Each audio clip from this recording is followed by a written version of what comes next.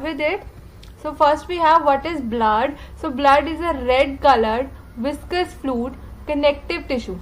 Red color that means पता ही है red colour का होता है. विस्कस मतलब थिक होता है. क्या होता है? थिक होता है. ठीक है. कनेक्टिव टिश्यू हम पहले टिश्यूज पढ़ चुके हैं, उसमें हमने पढ़ा था कनेक्टिव टिश्यू का एग्जांपल होता है हमारा ब्लड. ठीक है. कैसे क्या करता है ब्लड? कनेक्ट करता है हमारे डिफरेंट ऑर्गन्स को. ठीक है. उनके बीच में एक चैनल का काम करता है, उनको सप्लाई करता है जो जो चीजें उनको रिक्वायरमेंट होती है उनकी. ठीक है. Circulated in the body. Body में हमारा सर्क्यूलेट हो रहा है, हमारी बॉडी में घूम रहे हैं. ठीक है. And is mainly compose of plasma और blood cells.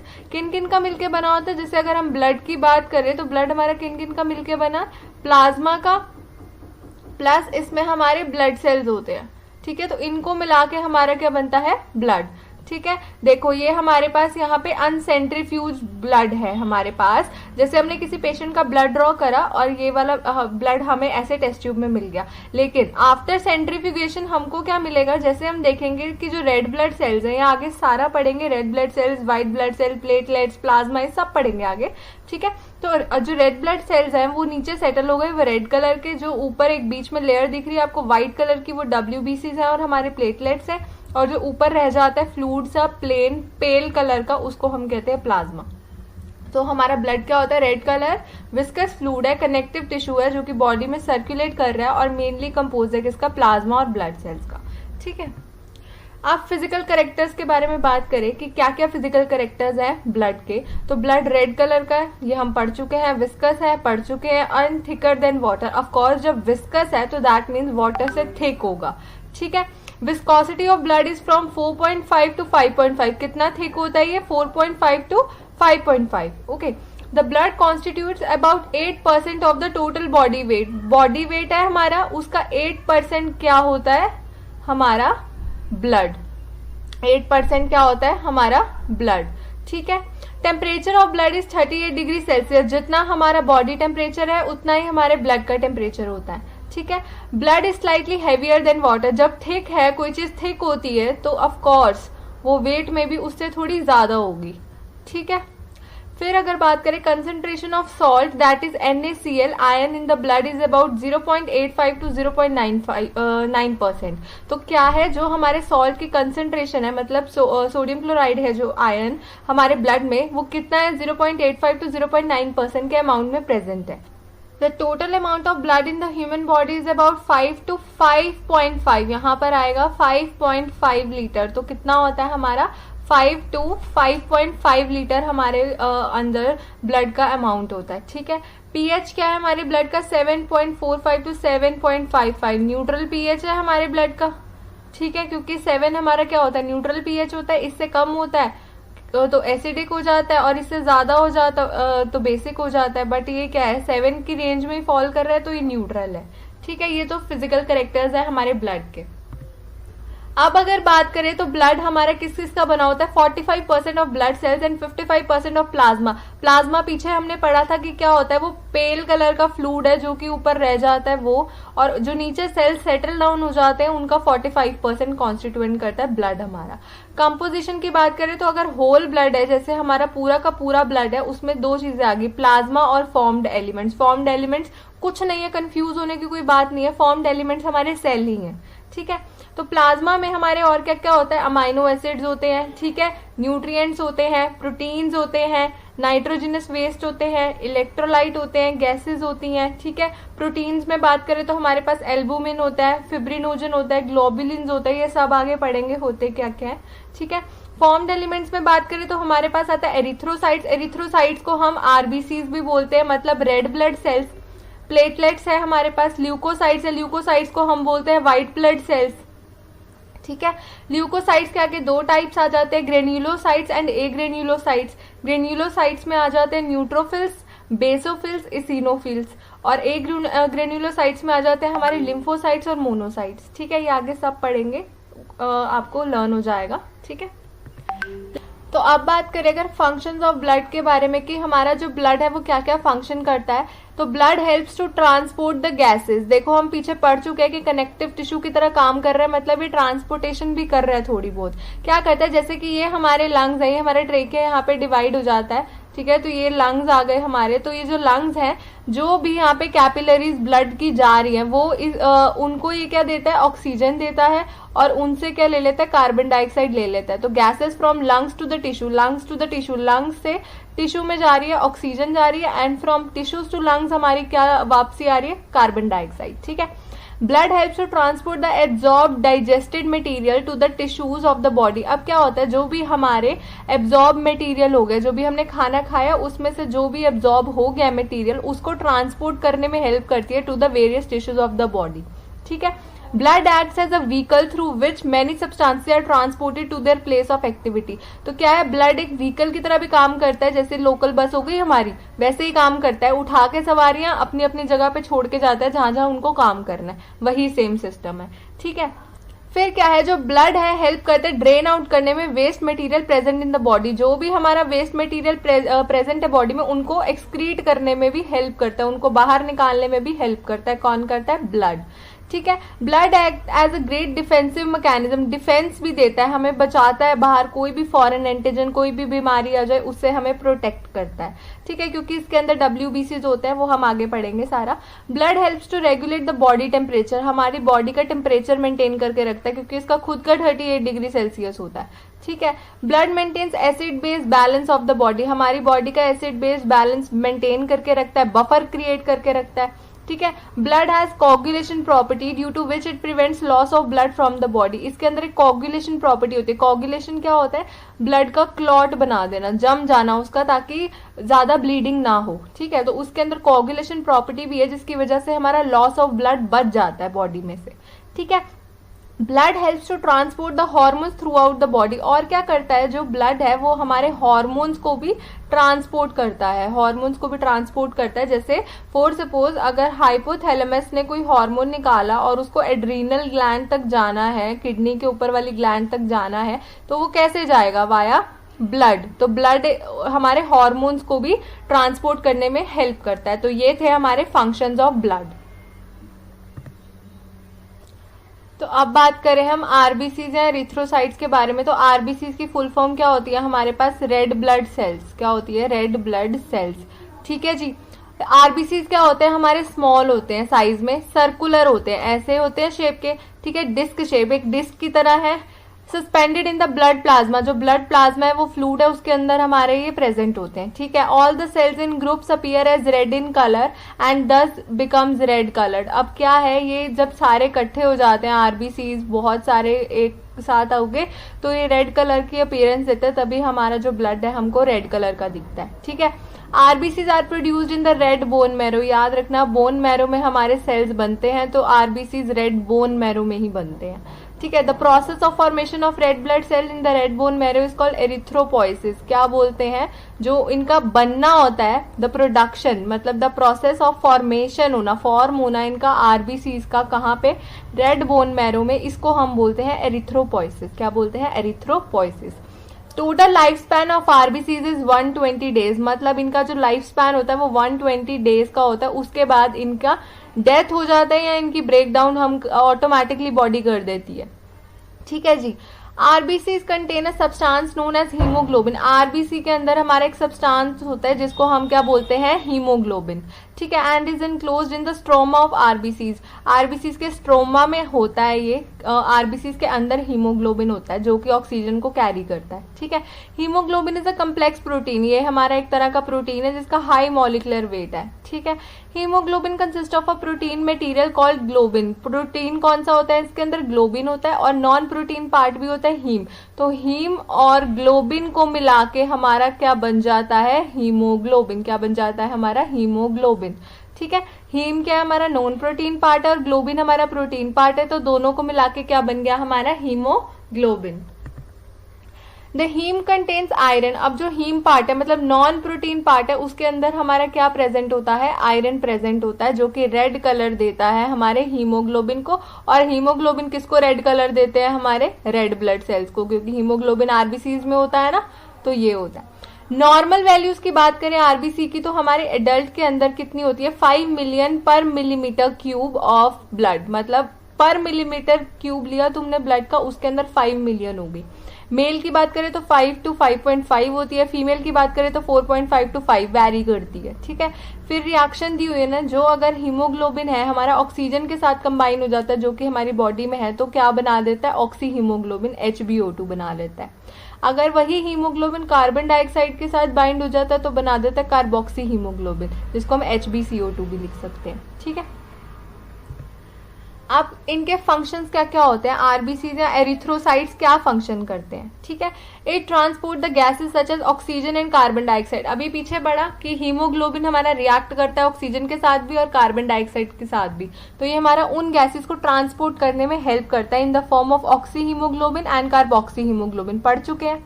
It maintains acid base balance बनाता है, ये बफरिंग एक्शन होता है इसका, एसिड बेस बैलेंस को मेंटेन करके रखता है। RBCs help to maintain viscosity of the blood, viscosity मतलब थिकनेस बना के रखते हैं। जब ये थिक होते हैं हमारे सेल्स, तभी तो जब हम इनको सेंट्रीफ्यूज करते हैं तो ये नीचे सेटल हो जाते हैं, ठीक है। RBC maintain iron balance of the body, हमारा आयरन का बैलेंस भी बना के रखता है, कैसे, क्योंकि जो हमारा हीमोग्लोबिन होता है उसके अंदर आयरन होता है, ठीक है। Various pigments are derived from the haemoglobin after disintegration, जब 120 डेज हो गए उसके बाद इनकी ब्रेकडाउन हो जाती है। उनकी ब्रेकडाउन के बाद हमारे काफी सारे प्रोडक्ट्स मिलते हैं हमको, जैसे कि बिलीरुबिन, बिलीवर्डिन, वो आगे हमारे फर्दर प्रोसेसेस में हमको हेल्प करते हैं।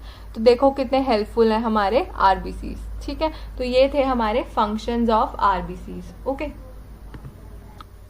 डब्ल्यूबीसीज और ल्यूकोसाइट्स की बात करते हैं, तो डब्ल्यूबीसीज का फुल फॉर्म क्या होती है हमारे पास, व्हाइट ब्लड सेल्स। क्या होती है, व्हाइट ब्लड सेल्स, ठीक है। ये व्हाइट है, दैट मीन्स कलरलेस होते हैं, तभी इनको बोलते हैं व्हाइट ब्लड सेल्स।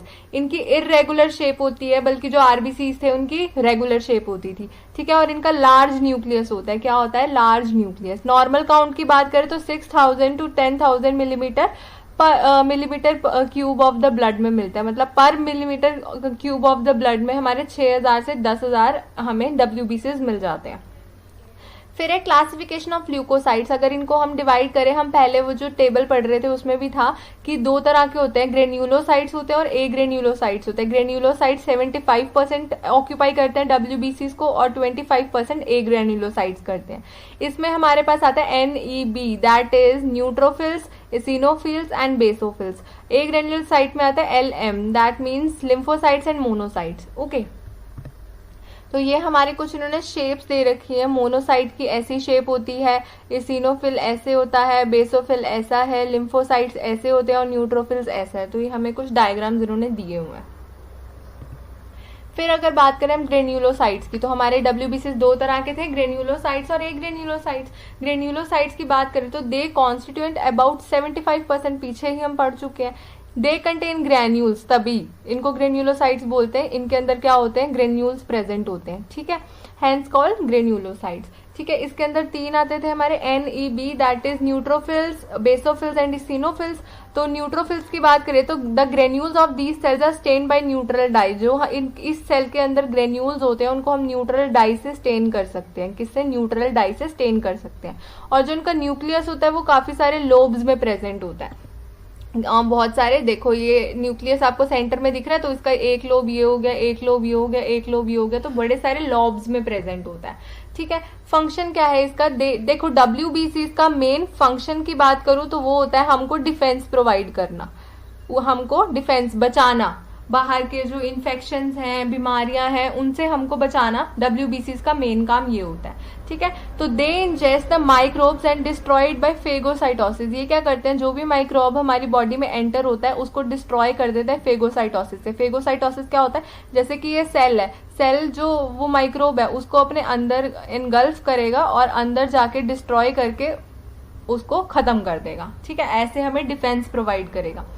अब बात करें बेसोफिल्स की, the granules of these cell are stain by basic dye. वो न्यूट्रल डाई से वो होता था, स्टेन होते थे उसके ग्रेन्यूल्स, इसके बेसिक डाई से होते हैं। बी से याद रखना बेसिक और N से याद रखना न्यूट्रल, ठीक है। The nucleus is usually Oval. इसका जो न्यूक्लियस होता है वो ओवल होता है या फिर स्लाइटली किडनी शेप का होता है, ठीक है, जैसे राजमा होता है उस शेप का होता है, ठीक है।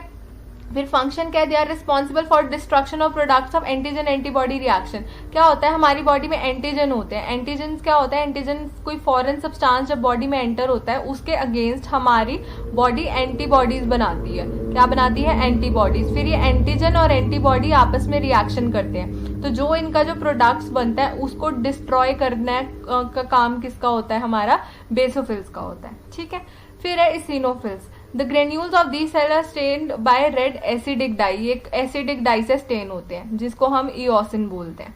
ठीक है, the nucleus is many lobe, इसका भी जो न्यूक्लियस होता है वो काफी सारे लोब्स में होता है, और फंक्शन इसका भी फेगोसाइटोसिस है, same as that of what, neutrophils. Okay, अब बात करें ए ग्रेन्युलोसाइट्स की, तो ए ग्रेन्युलोसाइट्स नाम से पता लग रहा है कि mononuclear cells and they do not show presence of granules, इनमें ग्रेन्यूल्स एब्सेंट होते हैं, तभी इसको हम क्या बोलते हैं, ए ग्रेन्युलोसाइट्स। ठीक है, फिर ये हमारे पास दो तरह के होते थे, मोनोसाइट्स और लिम्फोसाइट्स। मोनोसाइट्स क्या होते हैं, मोनोसाइट्स हमारे लार्ज सेल्स होते हैं जिनका लार्ज न्यूक्लियस होता है। देखो पीछे डायग्राम में हमारे पास मोनोसाइट्स के लार्ज सेल है और इनके अंदर न्यूक्लियस देख रहे हो आप कितना बड़ा है, तो लार्ज न्यूक्लियस होता है। ठीक है, the nucleus is convoluted kidney shape, किस शेप का होता है, किडनी शेप का होता है, और फंक्शन क्या है इसका, वही फेगोसाइटिक एक्शन, वही है बॉडी को डिफेंस प्रोवाइड करना, इन सभी का काम होता है। ठीक है, अब बात करें लिम्फोसाइट्स की, तो they are produce in lymph glands, कहाँ प्रोड्यूस होते हैं, लिम्फ ग्लैंड्स में होता है, तभी इनको हम क्या बोलते हैं, लिम्फोसाइट्स। क्या बोलते हैं, लिम्फोसाइट्स। ठीक है, फिर दो तरह के होते हैं हमारे पास, स्मॉल लिम्फोसाइट्स होते हैं और लार्ज लिम्फोसाइट्स होते हैं। स्मॉल की बात करें, the thin rim is present around the nucleus and stain by basic stain, ये एक तो बेसिक डाई से स्टेन हो जाते हैं। ठीक है, और क्या है, इनका जो इनके न्यूक्लियस के अराउंड हमको एक थिन रिम सी मिलती है, क्या मिलती है, थिन रिम, और ये छोटे भी होते हैं, तभी इनको बोलते हैं स्मॉल लिम्फोसाइट्स। ठीक है, लार्ज की बात करें तो जो इसका न्यूक्लियस है ओवल होता है, राउंडेड होता है, किडनी शेप का होता है, और ये भी बेसिक स्टेन से स्टेन हो जाते हैं, बेसिक डाई से स्टेन हो जाते हैं। ठीक है, फंक्शन की बात करें तो they are responsible for the development of immunity against foreign substances such as microorganism, वही है हमको इम्यूनिटी प्रोवाइड करते हैं, फाइट करते हैं, जो भी माइक्रो ऑर्गेनिज्म एंटर होते हैं हमारी बॉडी में उनके अगेंस्ट ये फाइट करते हैं।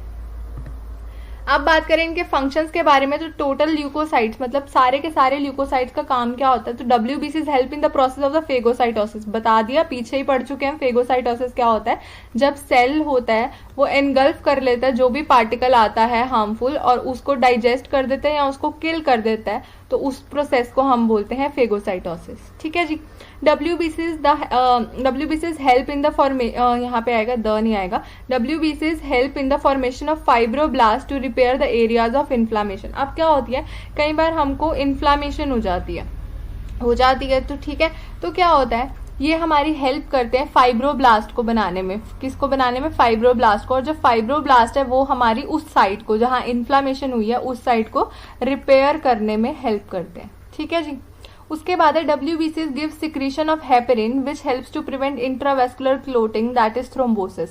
हेपेरिन हमारा एक ऐसा एजेंट होता है जो कि हमारा एंटीकोगुलेंट है, दैट मीन्स क्या करता है, ये हमारा ब्लड को क्लॉट नहीं होने देता। क्या करता है, ब्लड को क्लॉट नहीं होने देता। तो WBCs हमारा किसको सिक्रीट करता है, हेपेरिन को सिक्रीट करता है, जिसकी वजह से इंट्रावेस्कुलर मतलब अगर ये वेसल जा रही है हमारी, इसके बीच में अगर क्लॉट फंस गया तो सप्लाई रुक जाएगी। ठीक है, और कुछ भी हो सकता है इस कंडीशन में, तो ये इंट्रावेस्कुलर क्लोटिंग ना हो, तो इसलिए WBCs है वो हेपेरिन भी सिक्रीट करते हैं हमारे। ठीक है जी, WBCs prevent allergic reaction by antihistaminic action. क्या होता है, जब भी कोई एलर्जिक रिएक्शन हमारी बॉडी में होता है, ठीक है, तो जो हमारे मास्ट सेल्स होते हैं वो एक्टिवेट हो जाते हैं, हमारे पास मास्ट सेल्स होते हैं वो एक्टिवेट हो जाते हैं। ठीक है, तो ये क्या करता है, जो WBC है वो हमारा एक एंटीहिस्टामिनिक एक्शन प्रोड्यूस करता है, जिसकी वजह से हमको वो प्रिवेंट करता है किसी भी तरह की एलर्जी से। ठीक है, lymphocytes play an important role in the production of antibodies, और ये एंटीबॉडीज भी बनाते हैं। बताया था आपको पीछे कि जो एंटीजन होते हैं, जो फॉरेन सब्सटेंस है, उनके अगेंस्ट हमारी बॉडी प्रोटेक्शन के लिए एंटीबॉडी बनाती है।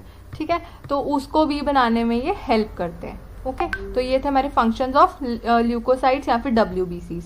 तो अगर नॉर्मल वैल्यूज की बात करें, एरिथ्रोसाइट्स की हम पीछे पढ़ चुके हैं, एवरेज 5 मिलियन का होता है, 5 to 5 मिलियन मेल में, 4.5 to 5 मिलियन हमारा फीमेल में। ल्यूकोसाइट्स की बात करें तो आ जाते हैं 6,000 to 10,000, ये भी पढ़ चुके हैं हम। थ्रोम्बोसाइट्स की बात करें मतलब प्लेटलेट्स की बात करें तो 3 to 4 lakhs होते हैं पर mm³ of the blood. Okay, haemoglobin average देखें तो 15 ग्राम होता है पर 100 ml ऑफ ब्लड, लेकिन मेल में 14 to 18 ग्राम्स होता है और फीमेल में 12 to 16 ग्राम्स हीमोग्लोबिन होना चाहिए। ठीक है, अब हमारे पास कुछ टर्म्स आ जाती हैं जिनको हम डिफाइन करते हैं। सबसे पहले आता है ब्लीडिंग टाइम। ब्लीडिंग टाइम क्या होता है? It is the time interval between movement at which the blood starts bleeding to the movement at which it exactly stops. Bleeding क्या होता है? ब्लीडिंग अगर आप जनरल टर्म में देखो तो खून का निकलना हम बोलते हैं ब्लीडिंग हो रही है किसी पर्सन को, ठीक है। तो ये क्या है? टाइम इंटरवल है, टाइम की ड्यूरेशन है between movement at which the blood starts bleeding.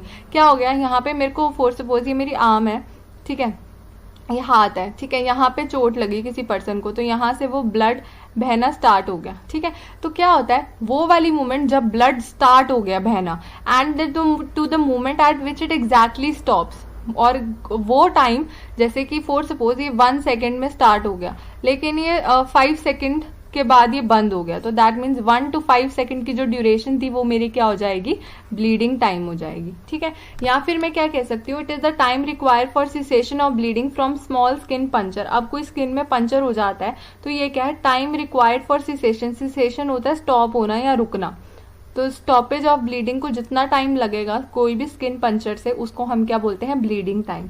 Normal value की बात करें तो 1 to 3 मिनट्स होती है बाय ड्यूक्स मेथड। हमारे पास काफी सारे मेथड्स होते हैं ब्लीडिंग टाइम और प्रोथ्रोम्बिन टाइम और क्लॉटिंग टाइम इनको ऑब्जर्व करने के लिए, जैसे ड्यूक मेथड हो गया, राइट्स कैपिलरी मेथड हो गया, और भी बहुत सारे मेथड्स होते हैं हमारे पास। तो अगर हम ड्यूक मेथड की बात करें तो उसके अकॉर्डिंग जो हमारा ब्लीडिंग टाइम होना चाहिए वो 1 to 3 मिनट के अंदर होना चाहिए, तभी नॉर्मल होता है, ठीक है। अब आता है क्लोटिंग टाइम। क्लोटिंग टाइम हो गया वही क्लॉट बनना, कोगुलेशन भी वही क्लॉट बनना, ठीक है। तो it is the time interval between the movement at which blood escapes from the vessel. अब मेरा यहाँ से ब्लड निकल रहा था, मैंने देखा यहाँ से मेरा ब्लड निकल रहा है, ठीक है। तो it is the time interval between movement at which the blood escape, तो निकलना स्टार्ट हो गया वेसल में से, to the movement at which clot is formed, और तब तक का टाइम जब तक ये क्लॉट नहीं बन जाता तब तक का टाइम मेरा क्या हो जाएगा? क्लोटिंग टाइम हो जाएगा, ठीक है। जब तक ब्लड बहना स्टार्ट हुआ तब से लेकर जब तक वो रुका, मतलब जब तक क्लॉट बना तब तक क्या होता है? क्लोटिंग टाइम होता है, ठीक है। नॉर्मल वैल्यू अगर राइट्स कैपिलरी मेथड से देखें तो इसकी होती है 3 to 6 मिनट्स, ओके। तो ब्लड सीरम क्या होता है? It is the fluid remaining after formation of clot. जो भी हमारा फ्लूइड रह जाता है क्लॉट बनने के बाद तो उसको हम क्या कहते हैं? Blood serum. क्या बोलते हैं? ब्लड सीरम, ठीक है। अब हमारे पास नेक्स्ट टॉपिक आता है हमारे पास ब्लड कोगुलेशन। ब्लड का क्लॉट होना कैसे बनता है ये सब हम पढ़ेंगे अभी, ठीक है। When there is an injury to blood vessel, जब भी कोई इंजरी होती है ब्लड वेसल में, ये हमारी वेसल है, यहाँ पे कोई इंजरी हो गई, ठीक है। अब क्या होता है? Blood comes out. अब जब इंजरी हुई है तो ब्लड यहाँ से एस्केप कर जाएगा, बाहर को निकल जाएगा, ठीक है। And with in few minutes, और कुछ मिनट्स के अंदर अंदर वो बहना कम हो जाएगा, उसकी फ्लूइडिटी लॉस हो जाएगी और वो एक रेड कलर का semi solid jelly like mass बना लेगा, जिसको हम क्या कहते हैं? क्लॉट बोलते हैं। क्लॉट आपने देखा ही होगा, जब कभी चोट लगती है तो एक हार्ड सा सेमी सॉलिड सा मास बन जाता है जब ब्लड रुक जाता है, तो उसको क्या बोलते हैं? क्लॉट बोलते हैं। और क्लॉट के बनने को क्या बोलते हैं? ब्लड कोगुलेशन बोलते हैं या ब्लड क्लॉटिंग बोलते हैं, ठीक है जी। तो ये हमारे नीचे इन्होंने डायग्राम दिया हुआ है, जैसे कि फर्स्ट डायग्राम में आप देख सकते हो कि यहाँ से इंजरी हुई, ब्लड ब्रोकन वेसल आप देख रहे हो, यहाँ से हमारी जो वेसल है वो ब्रेक होगी और जो हमारा मटेरियल है वो ब्लड एस्केप होने लगा। फिर कुछ टाइम बाद क्या होता है? प्लेटलेट प्लग बन के और एंड में हमारा क्लॉट बन जाता है। ये रहा हमारा प्लेटलेट प्लग और ये हमारा ब्लड क्लॉट है। तो ये जो ऊपर का प्रोसेस है ये हम आगे पढ़ते हैं, फिर डायग्राम पे आएंगे हम।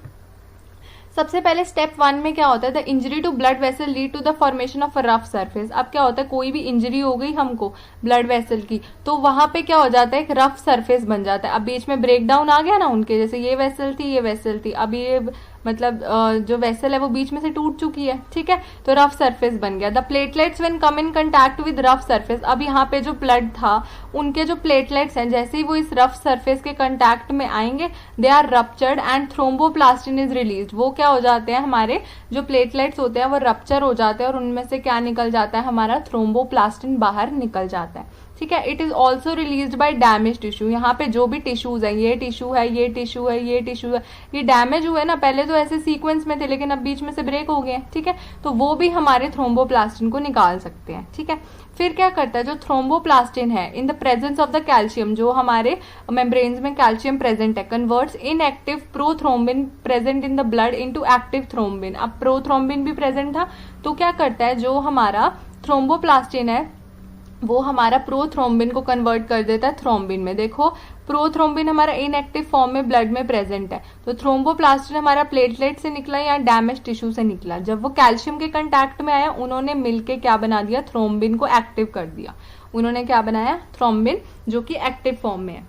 अब स्टेप 2 में क्या होता है, जो हमारा थ्रोम्बिन एक्टिव हो गया वो कन्वर्ट करता है हमारा इनएक्टिव फिब्रिनोजन को। जो हमारा फिब्रिनोजन है जो कि इनएक्टिव था, उसको कन्वर्ट कर देता है हमारा किसमें, फिब्रिन में कर देता है, जो कि हमारे थ्रेड लाइक स्ट्रक्चर होते हैं, नेटवर्क सा बनाते हैं। देखो थ्रोम्बिन एक्टिव था, उसने हमारे जो फिब्रिनोजन इनएक्टिव था उसको एक्टिव करके किस में चेंज कर दिया, हमारा फिब्रिन थ्रेड्स में चेंज कर दिया।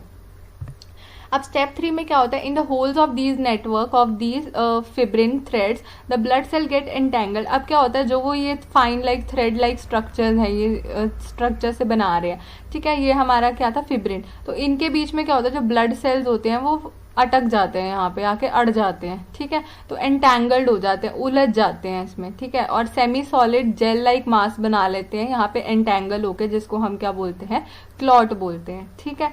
तो ऐसे हमारा ब्लड कोगुलेशन प्रोसेस कंप्लीट होता है। देखो फिब्रिन थ्रेड्स और ब्लड सेल्स ने मिलके हमारा क्लॉट बनाया, जो कि red colour semi solid jelly like mass होता है, ठीक है। सिंपल, एक बार डायग्राम से रिवाइज कर लेते हैं। देखो डैमेज हुई हमारी ब्लड वेसल, हमें फर्स्ट डायग्राम में दिख रहा है कि डैमेज हो गई, ठीक है, तो ये क्या है, ब्रोकन वेसल है। अब क्या है, यहाँ से हमारे कुछ क्लॉटिंग फैक्टर भी काम करते हैं, और जो हमारा प्रोथ्रोम्बिन होता है वो क्या थ्रोम्बिन में चेंज हो जाता है, ठीक है, और फिर थ्रोम्बिन हमारा फिब्रिनोजन को फिब्रिन में चेंज कर देता है, ठीक है। और आपको यहाँ पे दिख रहा होगा जो फिब्रिन स्ट्रैंड्स हैं, ये आपको दिख रहा होगा नेट लाइक स्ट्रक्चर है, उसके बीच में जो हमारे रेड सेल्स हैं या जो सेल्स हैं वो एंटेंगल्ड हो गए, और उन्होंने मिलके क्या बना दिया है, हमारा ब्लड क्लॉट। बहुत सिंपल है, दोबारा आप इसी को पढ़ोगे आपको लर्न हो जाएगा ये।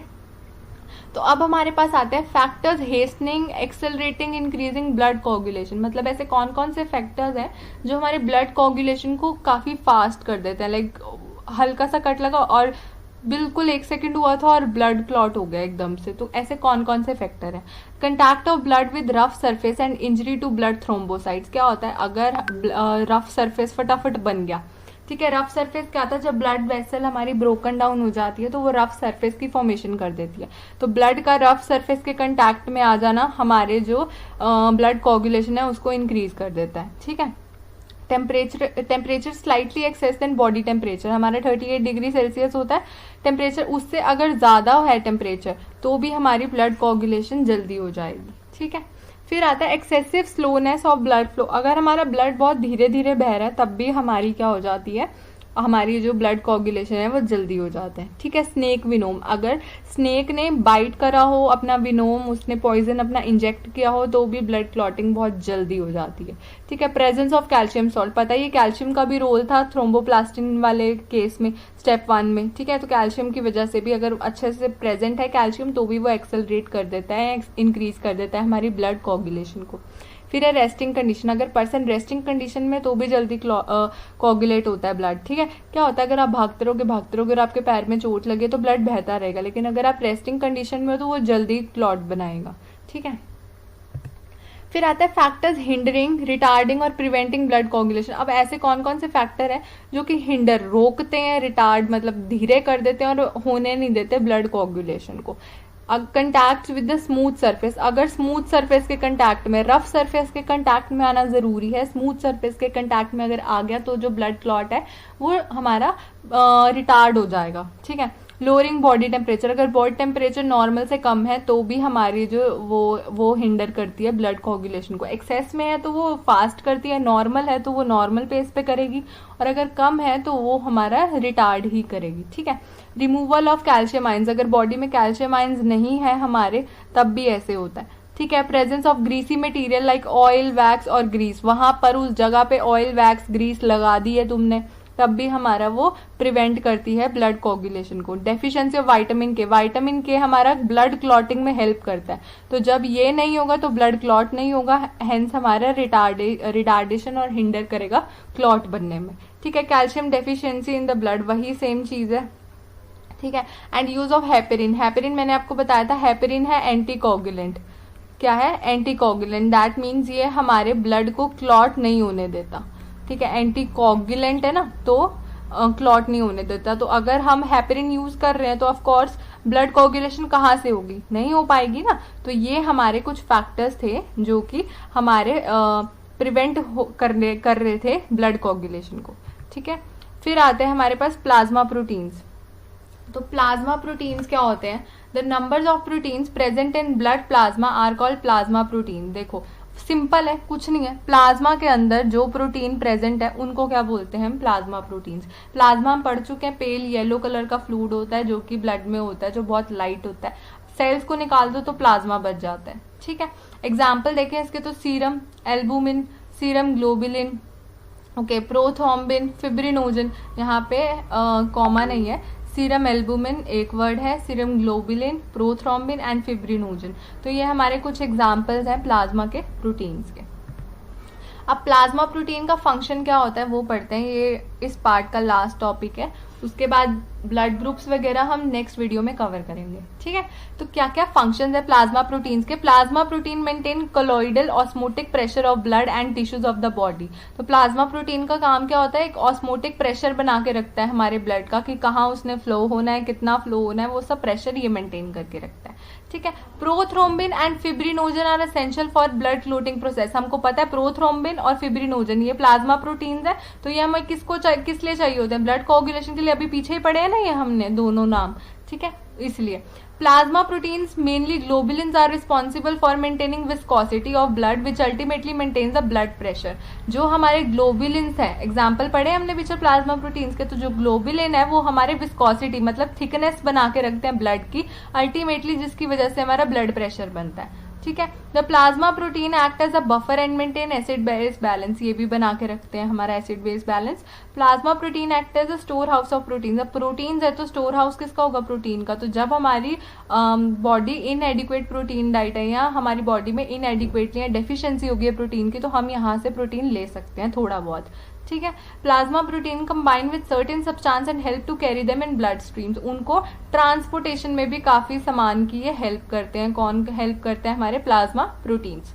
ठीक है, plasma proteins help in binding of drug and increase the duration of action of drugs. अब क्या होता है, जो प्लाज्मा प्रोटीन्स हमारे ब्लड में प्रेजेंट है उनके साथ ड्रग जाके बाइंड हो जाती है। अब जब ड्रग फ्री नहीं है, वो बाइंड है, तो दैट मीन्स उसका एक्शन बढ़ गया, उसका एक्शन ऑफ ड्यूरेशन बढ़ गया। अब वो लंबे टाइम तक एक्शन करेगी। जैसे सर दर्द हो रहा है और मेरी दवाई जाके प्लाज्मा प्रोटीन के साथ बाइंड हो गई है, तो उसका एक्शन ऑफ ड्यूरेशन हो गया।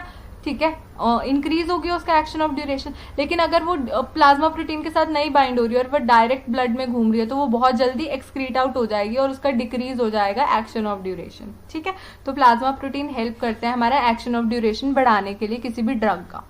Plasma globulins helps in the formation of antibodies which give protection against infection. तो ग्लोबुलिन्स हमारे इम्यूनोग्लोबिन्स बनाने में भी, मतलब एंटीबॉडीज होती है उनको बनाने में भी हेल्प करते हैं, जो आगे हमें फर्दर इन्फेक्शन से बचाते हैं। ठीक है, तो ये हमारे कुछ फंक्शंस थे किसके? प्लाज्मा प्रोटीन्स के। तो होप आपको वीडियो पसंद आई हो और होप आपको समझ आ गया हो क्लियरली कि क्या क्या था ब्लड के फंक्शंस और क्या क्या